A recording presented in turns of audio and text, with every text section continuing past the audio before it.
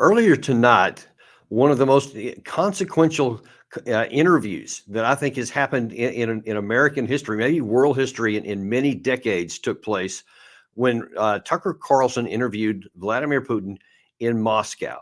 Now, it raised a bunch of uproar in the United States, and some people were calling Tucker a traitor, and others were saying, no, no, no, it's actually a great thing, and he's going to have this great interview. And others were saying, oh, no, because Putin will be lying, it'll be propaganda and all this. And you never know what different people are going to think when they have actually seen this. And now that it's aired, there's lots of people are already talking a lot about it. But I wanted to give you, in case you didn't have 2 hours to watch, some of the highlights of that. Now, I'll also tell you that tomorrow, please do tune in tomorrow at 11 a.m. Eastern time.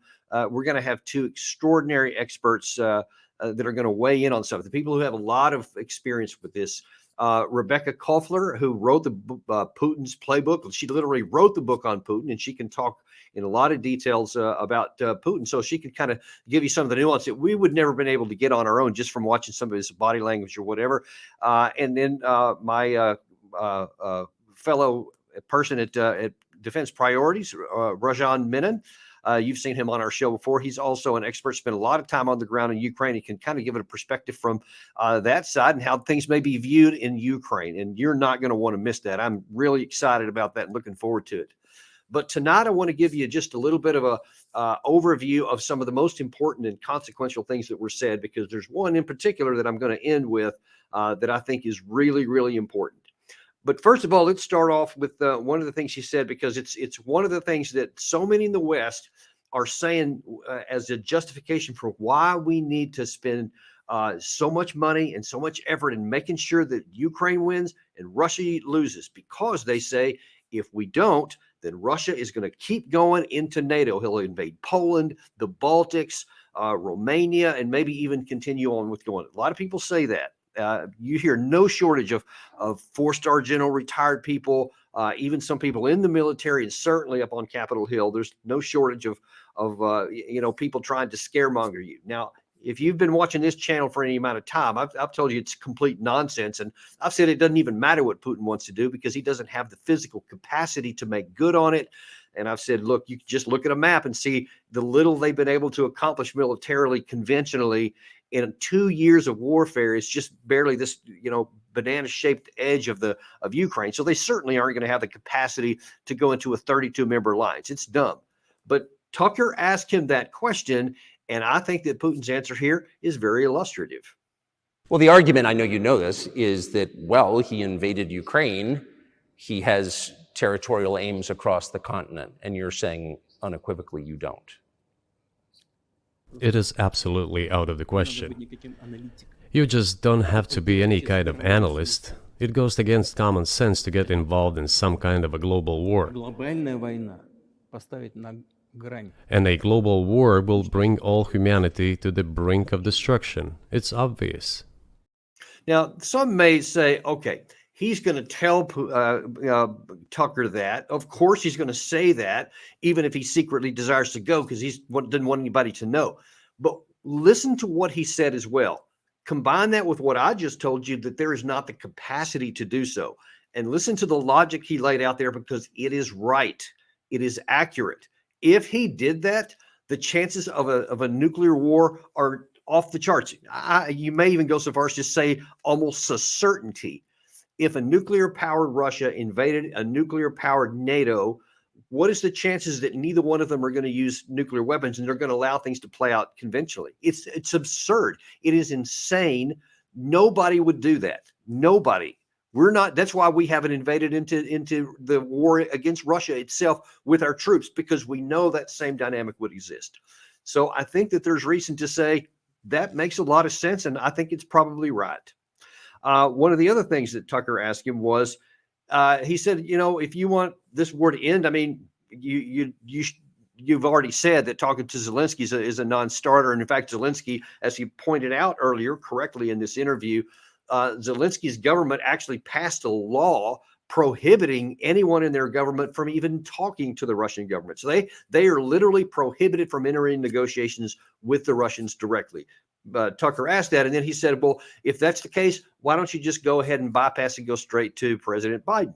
Here's what he said to that. I will tell you what we are saying on this matter and what we are conveying to the US leadership. If you really want to stop fighting, you need to stop supplying weapons. It will be over within a few weeks. That's it. And then we can agree on some terms. Before you do that, stop. What's easier? Why would I call him? What should I talk to him about? Or beg him for what? And what messages do you get back? You're going to deliver such and such weapons to Ukraine? Oh, I'm afraid, please don't. What is there to talk about? Do you think...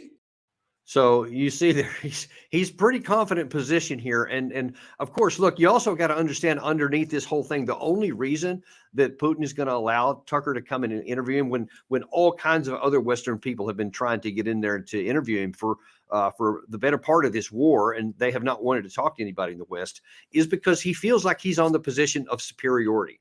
He sees on the battlefield. Watch plenty of I think we actually had a section earlier today, one of our shows where we talk about this a lot. Just look through our inventory here. A lot of shows talking about why this is militarily unwinnable for Ukraine. Doesn't matter how long we fight, the war's not going to end. Putin recognizes that same thing, probably better than I do because he has all the secret information.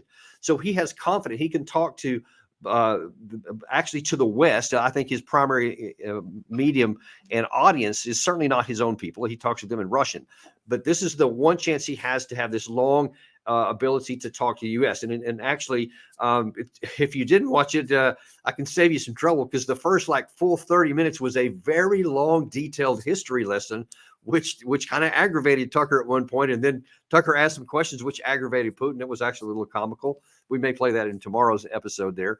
But he can talk with confidence and make the statements he just did there because he knows that he has the position of superiority. If no one wants to talk to him on this other side, he can keep going. He can keep killing more people in Ukraine, conquering more territory because he can. He would rather not, as we're going to see here in just a second.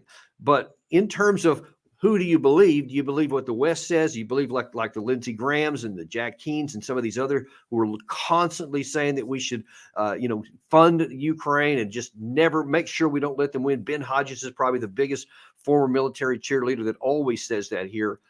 Putin had an interesting comment about the topic of propaganda.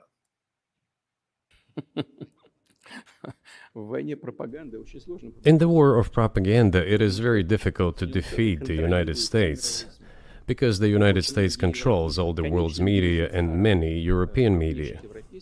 The ultimate beneficiary of the biggest European media are American financial institutions. Don't you know that? So it is possible to get involved in this work, but it is cost prohibitive, so to speak. We can simply shine the spotlight on our sources of information, and we will not achieve results. It is clear to the whole world what happened, and even American analysts talk about it directly. He was talking at the end there was the Nord Stream pipeline, where initially some American media outlets said it was Russia. Russia blew up their own pipeline and harmed their own interests, which never made any sense. And he says, I think you look at who had beneficiary and who benefited from it, it wasn't us. So you can make of that whatever you want to. A couple of other things he said, which we're going to get into in more detail tomorrow.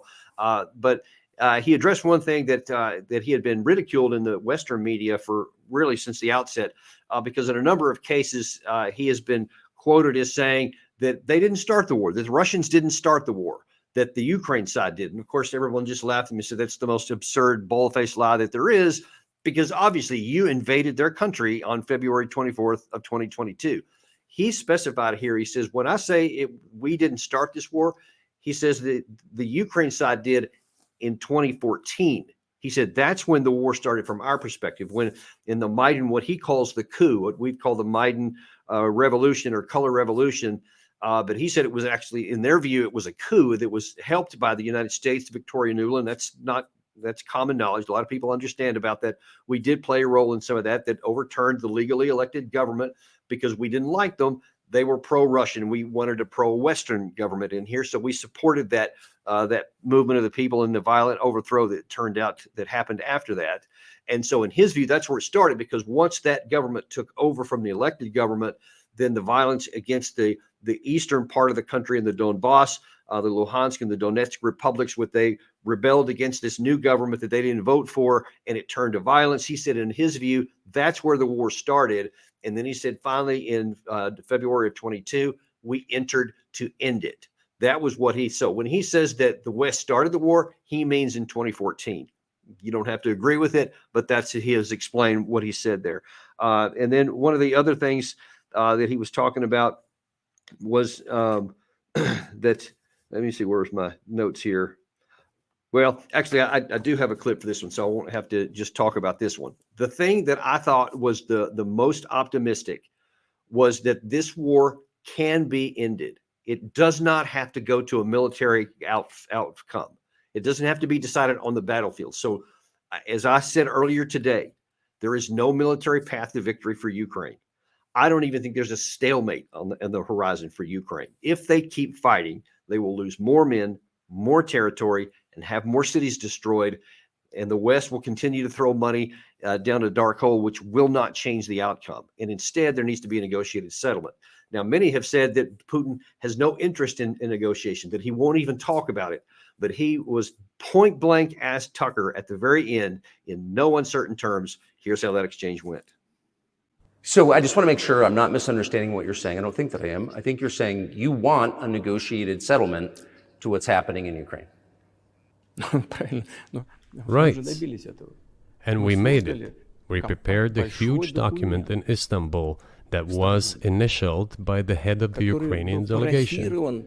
He affixed his signature to some of the provisions, not to all of it. He put his signature, and then he himself said, we were ready to sign it, and the war would have been over long ago, 18 months ago. However, Prime Minister Johnson came, talked us out of it, and we missed that chance. Well, you missed it, you made a mistake. Let them get back to that, that is all. That is what I have been saying from the beginning of this war. I said it actually that the negotiated settlement was the thing that was the most needed for Ukraine and the most needed for the West in late February and early March of 2022. And I went on Fox News and I said I was very encouraged that they were meeting in Istanbul the day they got out on 29 March, that both sides came out and said they had the general outlines of an agreement which centered on Ukraine saying they were going to be neutral. They would not join NATO. They would be a neutral country. And then everything else was possible from that. The Russian side has already said this in the past. They said absolutely they were willing to make a negotiated then. The fact that Putin in this forum very publicly, knowing that the world and the West is watching, said what the negotiated deals we had then, the core can still be worked out today. Let's get back to that there. That should give everybody a lot of hope and optimism that this can be ended, that it's not an open-ended thing, that Ukraine doesn't have to have tens of thousands more people die. Just think how absurd it's going to be. It's already absurd, as I have argued before and will do again right now. If they had have agreed to this negotiated settlement in April, finally, of 2022, the war would have lasted a couple of months and it would have been over long time ago. All these cities would still be under Kiev control. Mariupol would still be under Kiev control. Severodonetsk, Lysychansk, Bakhmut would still be a fully functional city. Some of these other ones that are about to fall would still be in Ukraine hands. Some of the territory would still be in Ukraine hands that now is not going to be. While Putin is willing to talk those deals, I don't think there's any chance he's going to give any territory back for negotiated settlement. Now he's going to keep all the stuff that he has right here. But we can stop the killing. But what sense would it make? We gave away the chance to stop the war then, and Ukraine could have had so much more. If they give away this chance now, if they fail to take advantage of this, if the White House fails to take advantage of this, then the war could go on months and months more, maybe even until the summer, possibly even until the next winter. Who knows how long Ukraine could keep a toehold if they just refuse to give in anywhere.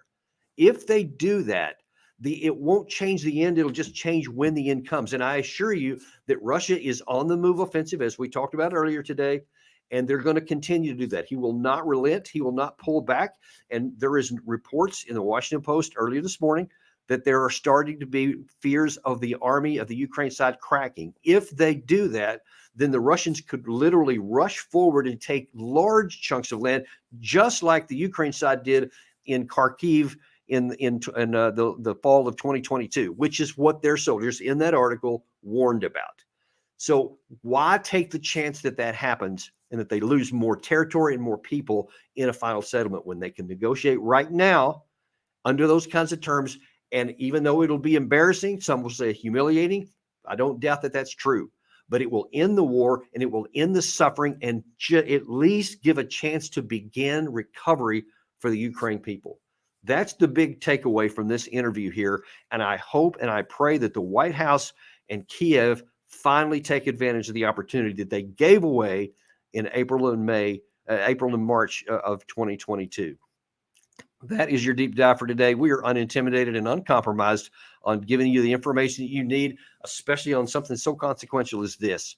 We are going to be back with you in a lot more details tomorrow with Rebecca Koffler and her book, talking about the Putin situation from her experience, having written the book, Putin's Playbook, so she knows how he thinks, and she'll have some really good insight into what he may mean behind what he said. And Rajan Menon, my fellow at Defense Priorities, who wrote the book on the Ukraine side, we'll look at it. So we'll get two different perspectives from two really good expert analysts, and you are not going to want to miss it. That's 11 a.m. tomorrow. Thanks. Be sure to like and subscribe, and we will look forward to seeing you back tomorrow. Thank you.